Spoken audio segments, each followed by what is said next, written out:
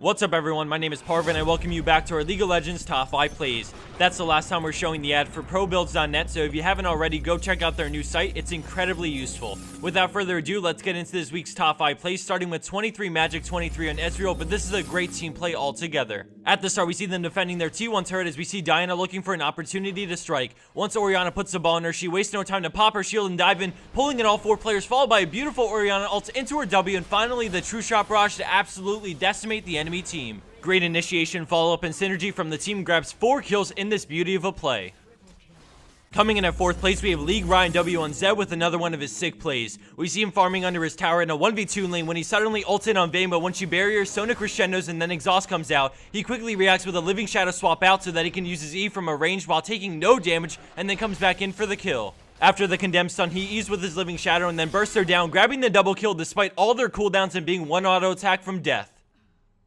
At our number 3 spot, we have Dionysus on Ziggs, who is with his team fighting a losing battle as they try to defend their base. Singe gets really low, and then all of a sudden the enemy Nocturne dives in on their AD carry Kog'Maw and instantly kills them with the help of Ezreal. As the fight progresses, we see the enemy Tark drop really low, and Dionysus picks him up with a bouncing bomb. Now as the fight clears up a bit and Jax goes down, we see it's Ziggs versus the world. With a great look, he QWs into a huge ultimate on 3, grabbing the triple and then turning to Nocturne with his passive and Ignite for the quad. While on Teemo, he drops so low, but thanks to the clutch Zhonya's, he survives the poisons and picks up the pentakill right after with a final bouncing bomb.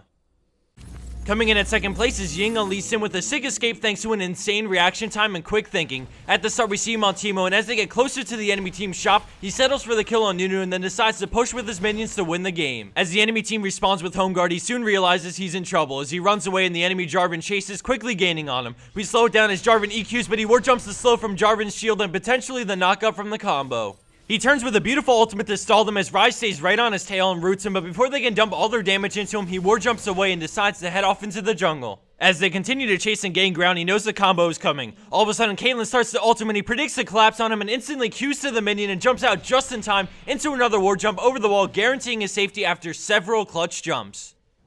And for our number 1 pro play for this week, we have iCarry on Xerath in a challenger tier game. At the beginning, we jump right into the action as Best Riven NA dives in looking for the steal but comes up empty-handed. As the enemy team leaves the pit to go win, iCarry plants himself down into an Arcane Barrage Q and then 2 more charges of his ultimate on all 3, melting their health down and immediately forcing a retreat. He quickly reacts and moves into position, hitting a beautiful Arcane Pulse on Ashe for the kill as Zed goes balls to the wall but immediately gets CC'd and bursted, leaving just Janna and Xerath to defend against 3 strong players on the enemy team. iCarry stuns Jax to prevent his stun from going off as they start to dive Janna, and Xerath tries to help by scaring off Syndra, but it's no use as Jax steamrolls through her health and then looks to get on him. He uses Locust of Power for the quick burst of speed, and when Jax disengages, he quickly turns with an EQ combo to bring him lower, but is unable to follow it up. The enemy team decides to forget him, take tower and inhib, and then leave, but iCarry has other plans as he wraps around and positions for a beautiful Q into Arcane Barrage and brings them all to one shot, causing Syndra to bail. Watch at the bottom left of your screen as he snipes Syndra and simultaneously kills Zim with the last charge of his ultimate. With confidence, he runs up and flashes for the triple kill, saving the inhib with low health.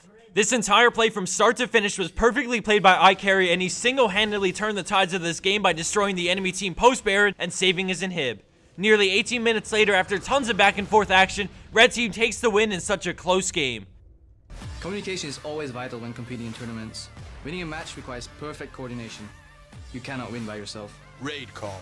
Communication for winners. And for the bonus clip of the week, we have X Travesty on Rengar, and I'm going to let our buddy Blackanola take it away. This is Blackanola giving you today's top 5 plays bonus clip.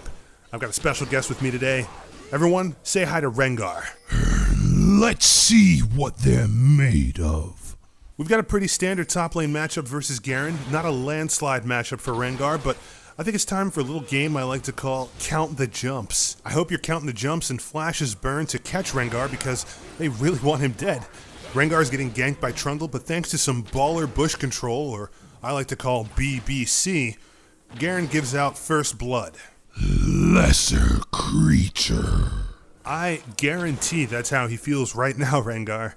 Trundle can surely do something though to bring this back though, right? I mean, he's sitting around 100 health like the whole time, and no matter what, the poor troll gets out-trolled. Rengar likes nothing more than a good game of cat and mouse, or cat and troll. A few more hops, skips, and jumps, and it's lights out for Trundle. Good night, sweet prince. He never stood a chance against the Pride Stalker.